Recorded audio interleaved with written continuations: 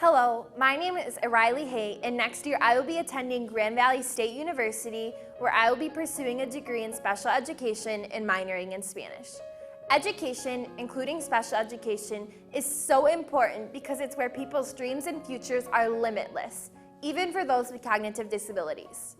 When looking at strategies to help children with disabilities, early intervention is vital and something that needs to be available for every family.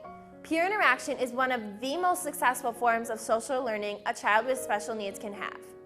2 times a week, I volunteer in a special needs classroom. In addition, my current high school has a program called Z-Links, where we are paired with one of the students in the special education classes. I have always had a heart for people with special needs, but working in this program has opened my eyes to many aspects of special education I never knew about. Many schools have a special education program, but the majority of all special education programs within the United States are geared for English speakers. In 2011, the Pew Research Center said that more than 37.6 million people speak only Spanish at home.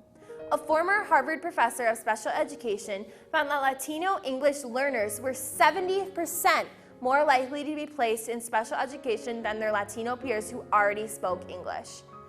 The problem is it is very hard for schools to distinguish if an ESL student is struggling because of a disability or because of other factors such as needing glasses or simply struggling to pick up the English language.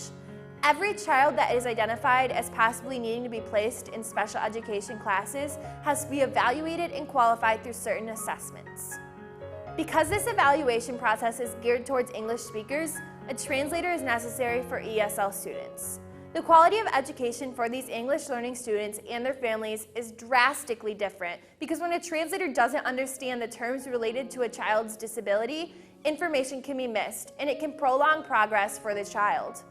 In addition, the struggle to find assessments and translators in their native language can oftentimes delay a child's placement into a special education classroom if they do end up qualifying.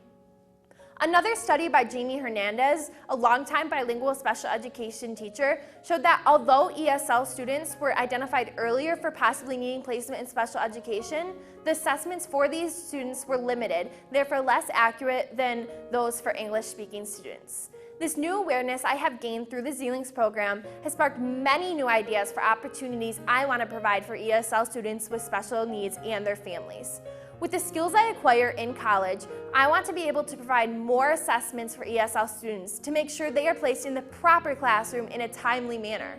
If students do qualify, I want the students' families to be comforted in the fact that I not only understand their native language, but I understand the struggles their child and their family might be going through. Through my education at Grand Valley, this gap between special education for English speakers and special education for English learners can be bridged. Education makes students' possibilities limitless, but when the education is limited, the possibilities become limited as well.